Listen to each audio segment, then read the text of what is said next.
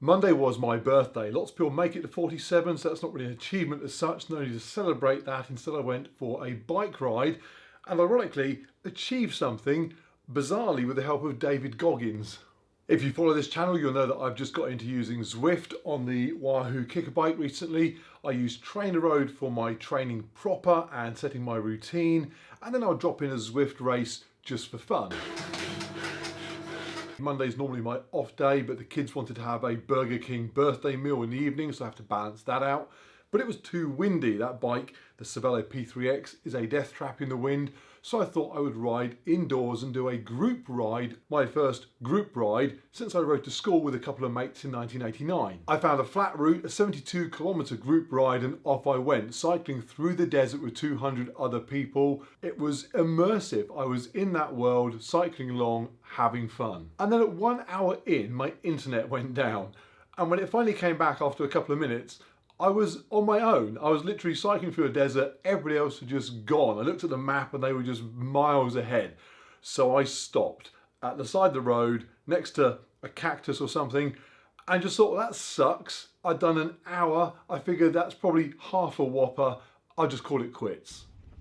And then Dave appeared in my head, not actually here in the garage. The day before, I'd watched one of his videos on YouTube. It had popped up on my feed, and it had basically been him jogging along, explaining how when he goes running, he doesn't like to know where the end of the run is going to be. In fact, he doesn't even need to know if there is going to be an end to the run.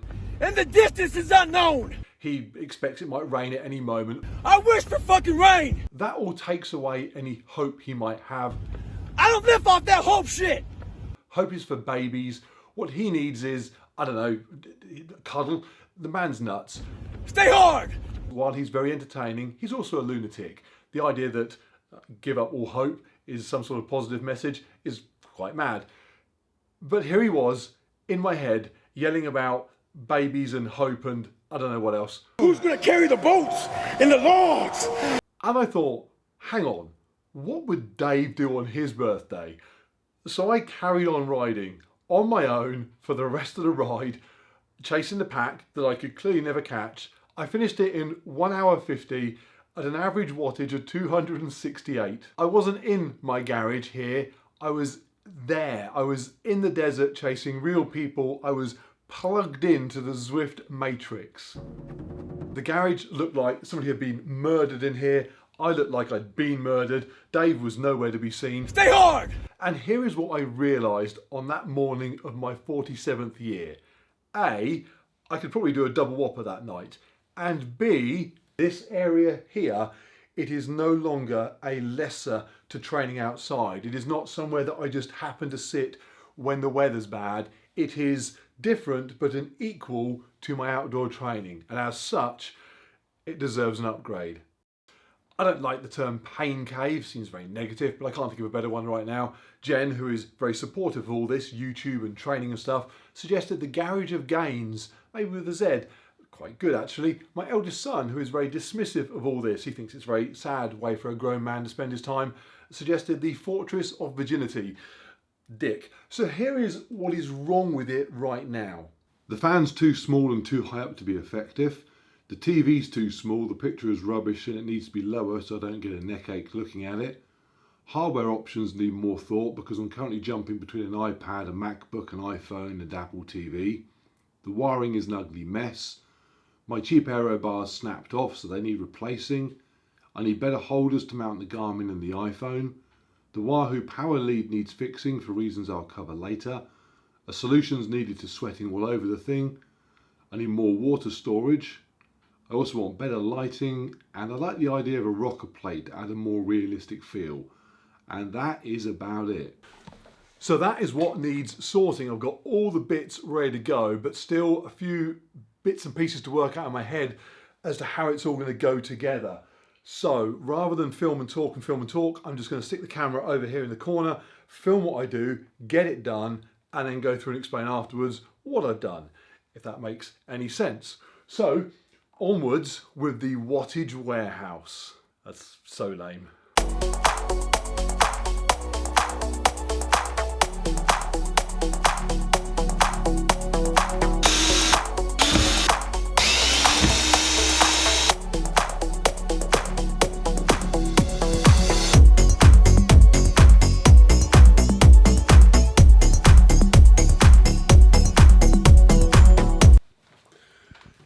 doesn't look all that big now it's out of the box.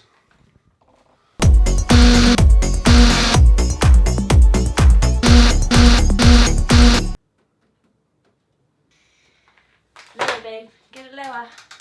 The hope was that the TV would be in a good position there because it covers up a patch on the wall that isn't painted.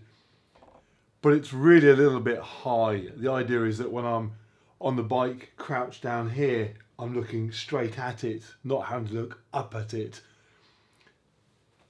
So it needs to come off the wall, needs to go down.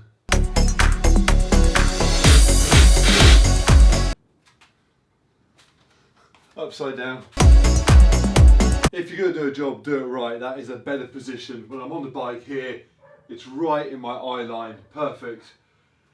In the effort office or the boardroom of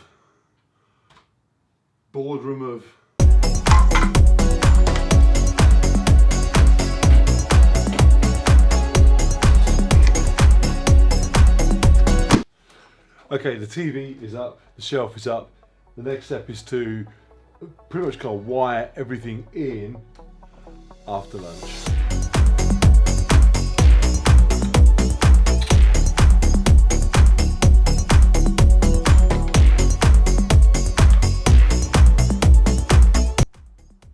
House of Hench.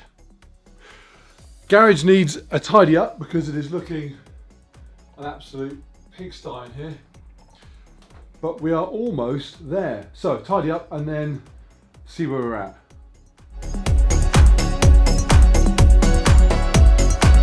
It's me. Easily pleased. And it is complete, or as near complete as I can get it for the moment. So let's go through from the top. So the fan has remained up there, but it's been joined by a new one lower down that I'll get to in a minute. The shelf's obviously been moved up, and on the shelf I've got my Wi-Fi point, my Amazon Alexa, my iPad lives up there, charging point for anything that needs juice. The bigger TV is absolutely perfect. It obviously sits much lower. It's also angled slightly up towards my face, so when I'm sat on the bike, either up on the hoods or down in the aero position, it's just completely immersive. It is right in front of me. It's all I can see. I can't wait to have a proper ride on the thing in a race environment. It's exactly what I hoped it would look like. And then down on the floor, I've got a VacMaster air shifter, which just blows an awful lot more air in a more kind of natural way. It doesn't sort of blast it like a fan does. It sort of just shifts the air towards you like being outside. It does feel like air is just moving towards you in a more natural way. Very hard to explain, but it seems to work. That is down there, straight in my chest. Hopefully will keep me much cooler. And then onto the Wahoo kicker itself. Oh, Wahooville. Fitted new aero bars, much more adjustable than the old ones. Got those set up so it feels nice and comfortable when I'm down in that position. Also moved my Profile Design hydration system from the Cervelo because it's no longer needed on my road bike. I have a much cooler option for hydration on the way from America for that at the moment. So that's going to live on there, give me my fluids between the bars, and obviously lets me put my Garmin on top of that as well. Down on the right hand drop bar, I've got a mount for my iPhone, so I can have my iPhone companion app for Zwift running down there. I never ride down the drops. I don't have them on my tri-bike, so I don't need to practice on them. I just don't use them. There is actually room to still get my hands down there, but it's not relevant. I don't use them. It's a perfect place for that iPhone to sit. I have a stupid little sweat cover thing that is probably going to be completely useless. I'm still going to need a towel, but I don't know why I bought that. I've still got my stand for my bits and pieces, my fan remote, the TV remote, the MacBook is on it at the moment. That just wiggles around and goes wherever I need it. So what is still pending? I want to get a plug bar that goes down beneath the TV so that I can plug the TV, the bike, the fan straight into a plug socket out the way down there. I can also plug charger port in there so that things like the MacBook that needs power can have the lead dropping down to the floor, not running up across the screen to the existing plug bar. I've also got a Wi-Fi socket coming for the fan, so I can turn the fan off and on using the app on my phone, or even using Alexa as well. And then talking of leads and cables and so on, the Wahoo Kicker as standard comes with a power lead that has a power block on it that is about halfway between where you plug it into the wall and where it plugs into the bike. It's just long enough that the power block ends up sitting right underneath you. You sweat all over it, it's stupidly placed. If it's going out behind you and you're trailing the lead behind the bike, it's probably fine. But most people are going to have their bike facing a wall, which is where the power socket's going to be. So I imagine a lot of people have it where I had it, sweating all over the thing. So I chopped that wire in half, I've extended it with a bit of old wire I had lying around, and now the power block sits right out the way. I can put the power block up on the wall, it will go next to the socket bar that's going to go there. What I've also got coming is a quick release connector so that I can plug the wire from the bike into the power block easily and quickly, and more importantly, remove it. So when I want to clean underneath the bike, I can just unhook it, wheel the bike out the way, mop underneath it, wheel it back in, click it back together, good to go. And then what else? I've got lights on order. I'm doubling the amount of light in here, which will make filming a bit easier, as well as just making it a nicer place to be. They should be here next week. I've got a guy that I found on Facebook who makes rocker plates bespoke for any bike you want. So he's given me a quote to get one built up for the Kicker. And then the only other thing that's outstanding is my hardware issues. I'm still not decided really on how to run stuff. TrainerRoad runs on my iPad. It's perfect, it's simple, I don't need anything fancy for TrainerRoad. The iPad sits on top of that shelf. I've actually got a little bracket come in so the iPad will sit right on the front of the shelf and show its information straight to me. TrainerRoad sorted. I was then going to run, in fact I even bought Apple TV 4K. I bought this because you can install the Zwift app directly onto it, and I thought that's how I'd run it. But it turns out this TV has AirPlay, Apple AirPlay built into it. In fact, when I turned the TV on, it said, oh, I've discovered you've got some iPhone and iPad devices, do you want to hook them up? Hit yes, and suddenly Zwift on the MacBook is playing through the TV using the TV's built-in AirPlay. Now I thought, well, that's all very clever and nice, but it's probably going to be low quality imagery.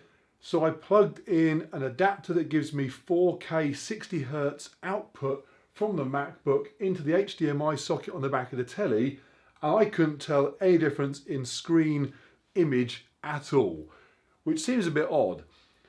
And it leaves me thinking, why would I not just do what I'm doing now and AirPlay from the MacBook into the telly? It just seems to work perfectly. I mean, tell me, comment below if I'm missing something here.